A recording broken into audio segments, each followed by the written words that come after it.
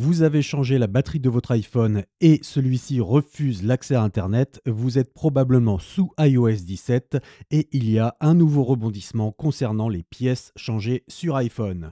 Cette fois, c'est une batterie non officielle qui serait sanctionnée par Apple. Et oui, alors qu'Apple a décidé de faciliter la réparation de son iPhone en vendant elle-même des kits de réparation pour se débrouiller soi-même, il semblerait que la firme ne prenne pas en compte les batteries non officielles pour ses smartphones. Certains utilisateurs ont en effet eu la mauvaise surprise de se retrouver sans aucun accès Internet suite à une mise à jour de iOS 17. Selon iFixit, le spécialiste du démontage d'appareils électroniques, Apple sabote le droit à la réparation.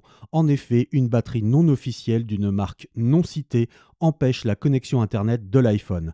Ainsi, la vérification de la mise à jour ne peut se réaliser. Il est alors impossible de vérifier la mise à jour. Selon les témoignages du forum de iFixit et de Reddit, il semblerait que ce phénomène agisse sur les iPhones à partir de la version 11 lorsque la mise à jour est faite en Wi-Fi et non via un ordinateur. Fait plus étrange encore, les iPhones fabriqués pour l'Europe seraient de loin les plus impactés.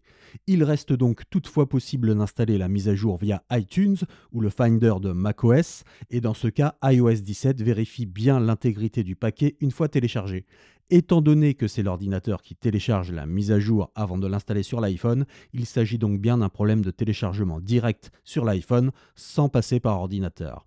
iFixit invite à témoigner sur sa page dédiée afin de comprendre ce phénomène. Il faut dire qu'Apple a déjà rencontré des problèmes similaires avec des changements de boutons Touch ID non officiels par exemple. La firme ne l'a peut-être pas fait exprès, mais cela reste contraignant pour un utilisateur qui cherche à réparer son iPhone par lui-même sans en payer le prix fort.